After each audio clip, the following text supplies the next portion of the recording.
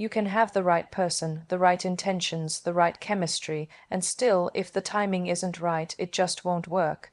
That's something life taught me the hard way over and over again.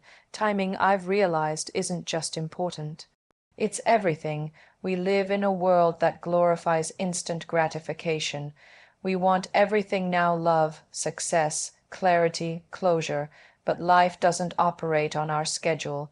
It moves to its own rhythm. It teaches you patience when you want speed, silence when you crave answers, and detours when all you asked for was a straight path. And somehow, despite all that frustration, it ends up making sense later when you're finally in a place to understand why it had to happen the way it did. I've been in relationships where everything looked perfect on paper, the feelings were there, the connection was real, but deep down the foundation wasn't ready. Maybe I was still growing, maybe he was.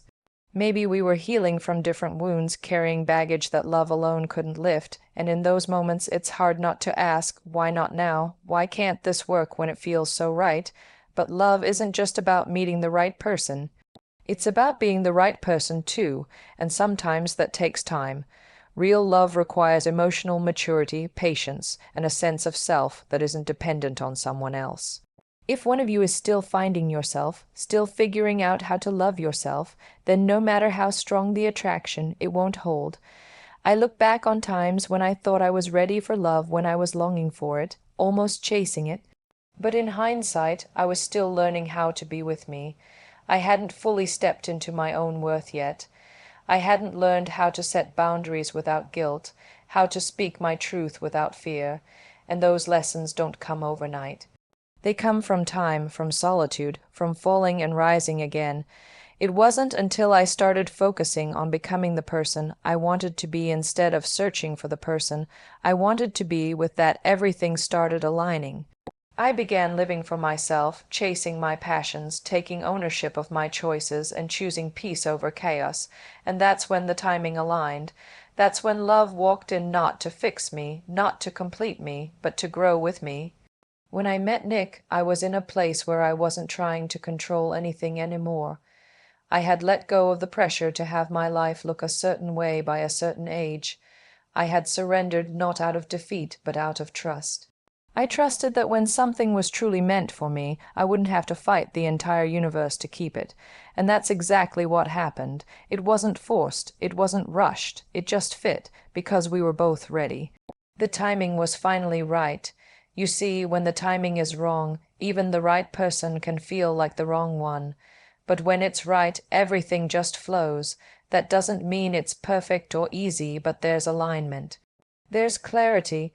You're not questioning every move or constantly trying to hold something together that wants to fall apart. There's peace in your heart, even in the unknown. I know how hard it is to wait, especially when you want something so deeply. But waiting isn't about doing nothing, it's about doing your work while the rest aligns.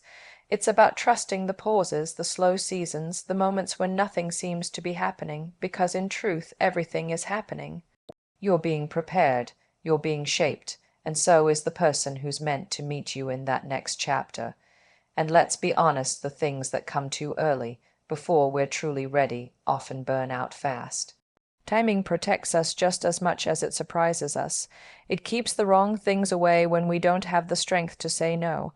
It holds back the right things until we've earned the ability to appreciate them. It makes sure that when we finally receive what we've prayed for, we don't sabotage it, we cherish it. So if you're in a place where things feel delayed, where love hasn't arrived, or where something fell apart even though it felt right, take a deep breath. It's not the end. It might just be a redirection, a pause with a purpose, because timing is everything. It's the difference between almost and always, between lessons and lifetimes. And when it all finally clicks, when the person, the moment, and your readiness collide, you'll understand why nothing else worked.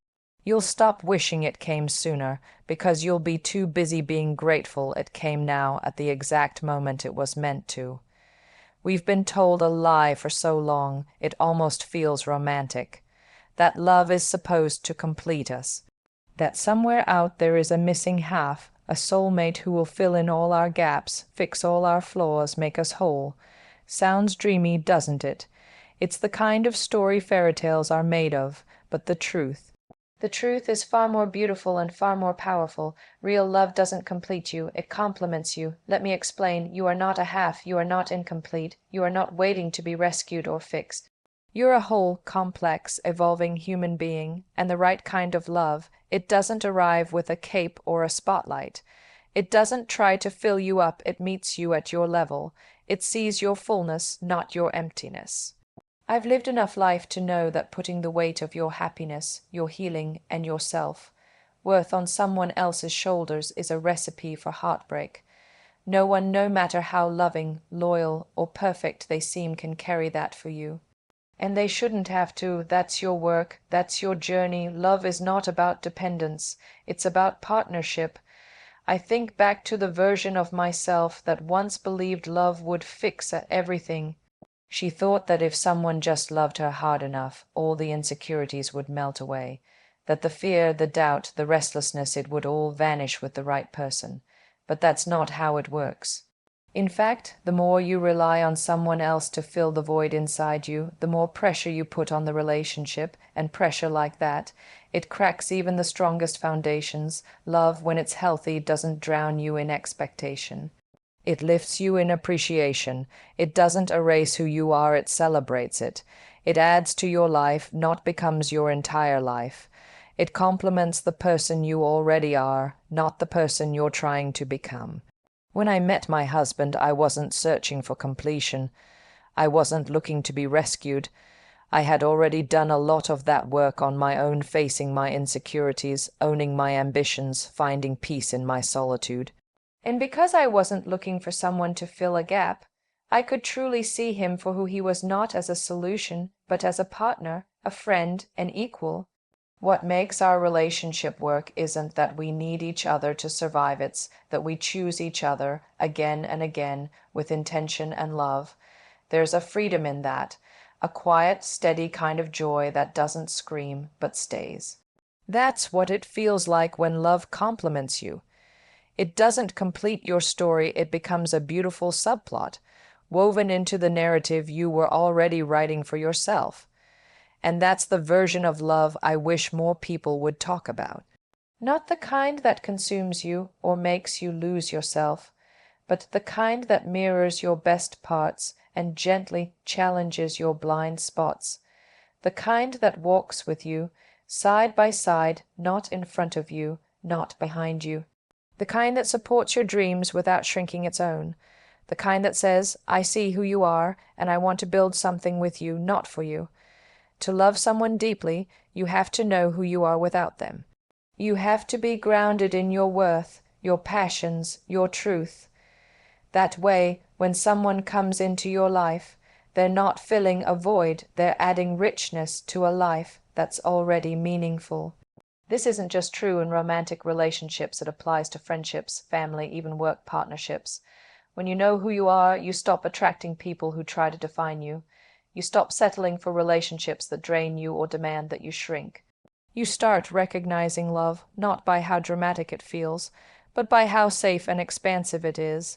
And let's be honest, it's easy to get swept up in the idea that love is supposed to be a grand, all-consuming force. We watch the movies, we hear the songs, we read the novels, but the real thing, it's quieter, it's steadier. It doesn't ask you to abandon yourself. It asks you to bring yourself fully and truthfully to the table.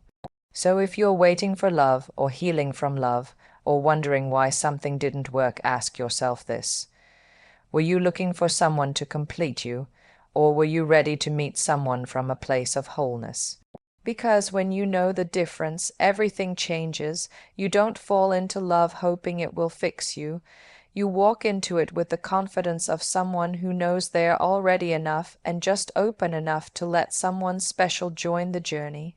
That's love at its best, not because you need it to survive, but because it makes life just a little brighter, a little fuller, a little more beautifully complicated, and you, even more yourself than ever before. It's one of the hardest things to do, to keep your heart open in a world that sometimes makes it so tempting to shut it down. To choose vulnerability when you've been hurt before, to choose hope when life has disappointed you, to keep loving, trusting, showing up even after it didn't work out the last time. But that's exactly what bravery looks like. That's what strength really is. It's not about never being broken. It's about choosing to stay open anyway. I've been there. That place where you question everything yourself, your worth, your choices. Where your heart feels like it's in pieces and your instinct is to build a wall so high that no one can ever get close again. It feels safer that way, less risky, but what I've learned is this: nothing worth having comes without risk. And love, real love, requires risk. It requires courage. It requires you to stay open, even when everything in you wants to shut down. Because when you close off, you're not just protecting yourself from pain, you're also blocking out joy. You're blocking out connection, intimacy, those soul, deep moments that remind you why we're here in the first place. You can't selectively numb emotion. You can't say, I don't want to feel hurt, without also dimming your capacity to feel happiness, to feel love. So yes, staying open is brave. Maybe the bravest thing you'll ever do. And here's the thing: being open doesn't mean being naive. It doesn't mean letting anyone walk into your life and stay just because they want to. You can have boundaries and still be open. You can be discerning and still be loving. You can say no without shutting down your heart. Staying open means you don't let bitterness write your story. It means you don't let the past convince you that beauty doesn't still exist. I've had moments in my life where I questioned whether love was even worth it. The heartbreaks, the misunderstandings, the losses, they can make you hard. They can make you cynical, but I made a choice not to let those experiences turn me into someone I wasn't. Because deep down, I knew I was made to love, to give, to feel, to connect, and that doesn't make me weak, it makes me human. When I met the person who would become my partner, I wasn't in a fairy tale mindset. I wasn't floating on delusion. I had been through enough to know that love takes work, that people are flawed, that things don't always go the way you expect. But I also knew that I didn't want to live behind a wall anymore. I wanted something real. I wanted to be seen fully, and in order to be seen, I had to let myself be seen. That's what staying open really is. It's about being honest. It's about showing up as you are without the performance. Staying open also means being open with yourself. It means confronting the fears, the insecurities, the stories you tell yourself when no one's watching. It means daring to believe that you're worthy not because someone else says so, but because you are. It means healing not so that someone will love you, but so that you can love better, freer, truer. Bravery isn't loud all the time. Sometimes bravery is quiet. It's choosing to get up after the fall. It's replying to that message when you're scared to feel again. It's letting yourself laugh when part of you still feels broken. It's trusting your heart again, not because you forgot the pain, but because you remember it and choose love anyway. The world will try to convince you to harden, to protect yourself by disconnecting, to pretend you don't care when you do, but don't let the world make you small. Don't let fear convince you that shutting down is strength. Real strength is soft, it's tender, it's resilient, it's the ability to keep choosing love in a world that can sometimes feel so unloving. Every time you choose to stay open, you create more possibility. You create space for something new. You give love, real love, a place to land, because love can't find you if you're hiding. It can't reach you if you've locked all the doors. Staying open is how you stay alive. Emotionally, spiritually, it's how you keep growing, keep evolving. So be soft, be fierce, be someone who keeps their heart wide even when the world doesn't always deserve it. Because one day love will meet you in that brave, open space, not to save you, not to complete you, but to walk beside you, to remind you that your bravery didn't go unnoticed, that your heart, in all its openness, was always your superpower. And when that day comes, you'll look back at all the times you stayed open despite it all, and you'll be proud. Proud that you didn't give up on love. Proud that you didn't give up on you. Would you like this transformed into a visual format for social media or continue? Growing up, we're all given this idea of what love is supposed to look like. You know the script, you go to school, you build your career, you find the one, someone tall, dark, successful, kind, funny, preferably with a six-pack and a good skincare routine. You fall madly in love, you get married, buy a house, maybe have a dog before the babies come along, and live happily ever after. It's neat, it's planned, it's packaged with a bow, and for some reason we all believe that's how it's going to happen. Like love is this item on a checklist that we'll get to once everything else is in place. I used to think like that too. I thought I'd get to a certain point in my career, I'd have figured myself out, ticked off all the boxes, fame, independence, stability, and then love would gracefully walk in and say, "Hey, Pri, I'm ready now." But love doesn't care about your timeline. It doesn't read your to-do list. It doesn't wait for the lighting to be perfect or for you to be in your best outfit. In fact, love shows up when you're not looking, when your hair's a mess, when you're emotionally exhausted, when you're deep in the grind, doing your own thing, minding your business, and that's exactly what makes it beautiful. I think we often try to control when and how we fall in love. We swipe through apps, we go on curated dates, we give ourselves pep talks before someone new enters the room hoping they might just be the one. And don't get me wrong, there's nothing wrong with putting yourself out there, but the truth is, love isn't something you can force. It's not a job interview. It's not something that follows logic. It's chaos in a beautiful dress. It's unpredictable, it's magic, and sometimes it doesn't look like what you expected or arrive when you thought it would. When I met my husband, Nick, I wasn't exactly in a let's fall in love phase. I was focused, I was working, traveling, building, healing, and then came this guy who was just so sincere, so real, so unexpected. I mean, a DM on Twitter, really. But there he was, not because I was looking, not because I had a dating strategy, but because the universe decided the timing was right. And I'm so glad I didn't resist it, because it didn't fit the picture I had in my head. Here's the thing, the checklist version of love is based on what we think we need, but real love gives us what we never knew we wanted. It surprises us, it stretches us, it teaches us. Sometimes it doesn't come in the package we imagined, but it ends up being exactly what we were missing. And honestly, love that shows up unexpectedly often comes with the most clarity, because when you're not obsessing over it, you're not trying to impress anyone, you're not putting on a show. You're just being you, raw, unfiltered, imperfect, and that's when someone sees you, really sees you, and still chooses you. That's when love becomes something deeper than a list. It becomes a connection, a bond, a partnership. So if you're sitting there thinking you need to get everything right before love can enter your life, let me tell you something. You don't. You don't need to have it all figured out. You don't need to be your best version or hit some imaginary milestone. You just need to be open to the idea that maybe love has its own timing, that maybe love is writing a better story than the one you've planned. That maybe, just maybe, the plot twist is better than the plot, and when love does arrive in the most random, wonderful way, it won't care about your checklist. It won't care that you didn't see it coming. It'll just sit beside you, quietly but surely, changing everything. It'll make you laugh at your old plans.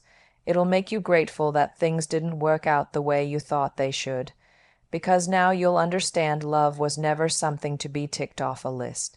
It was something to be lived, to be felt, to be trusted. So if love hasn't shown up for you yet, don't worry. Keep living, keep becoming, keep dreaming. And remember, love might not follow your script, but when it finally enters the scene, it might just be the best twist your story's ever had. Before you can love someone else fully, you have to love yourself first, and I don't mean that in the cheesy social media quote kind of way. I mean it in the real, raw, sometimes uncomfortable, deeply honest way. The kind of love where you look at yourself in the mirror, no makeup, no filters, no audience, and you say, "I see you, I got you, you're enough." It's funny how we spend so much of our lives being taught how to treat others, be kind, be generous, be loyal. But no one really teaches us how to treat ourselves. We grow up chasing validation from everyone around us, our parents, our friends, our bosses, even strangers online. We're always looking outward for love, for affirmation, for someone to tell us that we matter. But the truth is, until you learn to give yourself that kind of love, nothing outside of you will ever truly feel like enough. For a long time, I didn't fully get that. I thought success would fill me up, that applause, awards, and accomplishments would make me feel whole. And don't get me wrong, I worked hard, I dreamed big, and I built a career I'm proud of. But there were still moments of silence when the cameras were off, when I was alone with myself, and I didn't feel like I was enough. That's when I realized something powerful. External success means nothing if your internal world is a mess. Self-love isn't just about bubble baths and face masks, though I'm not saying no to those, trust me. It's about boundaries. It's about saying no when something doesn't serve you. It's about walking away from people who don't respect you, even if they once meant everything. It's about recognizing your patterns, the ways you've been hurting yourself, and choosing to heal every single day. I remember reaching a point in my life where I had to ask myself, why am I constantly giving so much to others and leaving nothing for myself? I was emotionally burnt out. I had nothing left to pour into anyone, let alone a relationship. And that's when I made a decision. I chose myself. I chose to stop trying to be everything for everyone.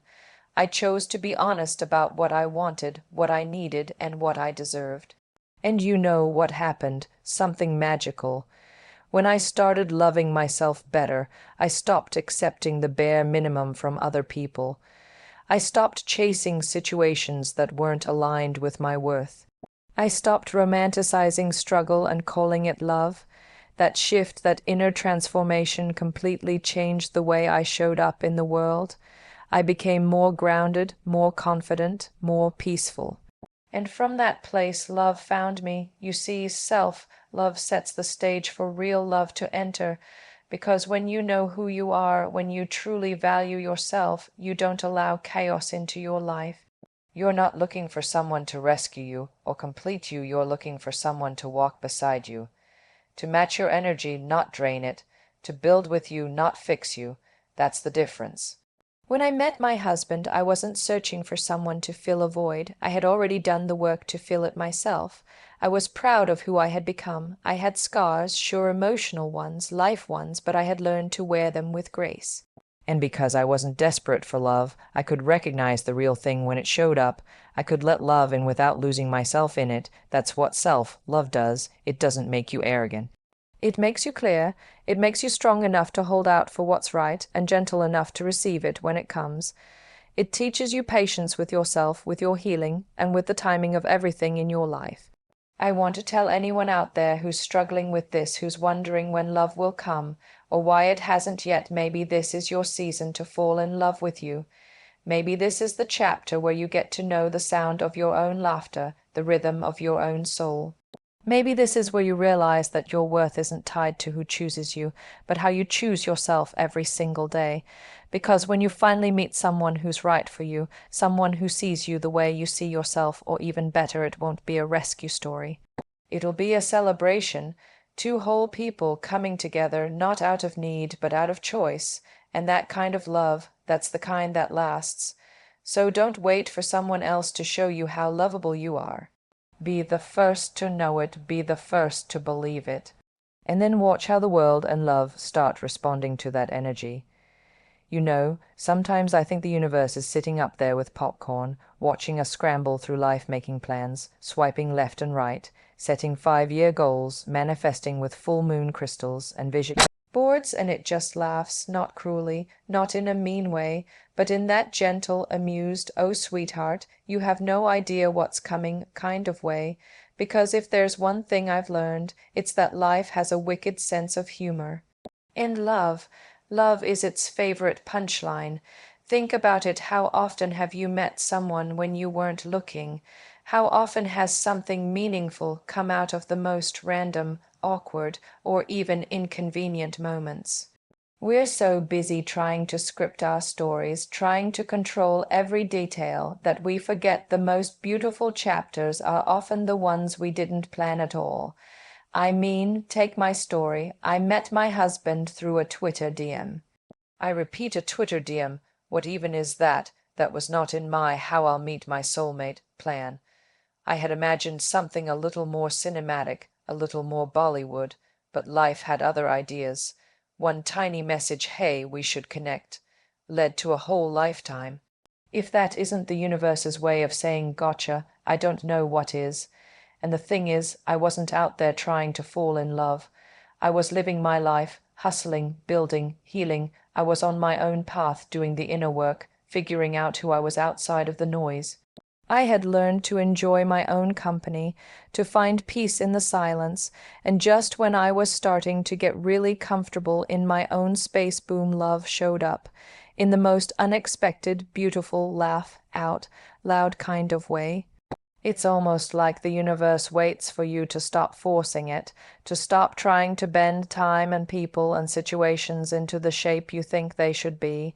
It waits for you to stop chasing what you think you need. And when you finally surrender, when you stop gripping so tightly to how you believe life is supposed to unfold, that's when the magic begins. The universe loves irony.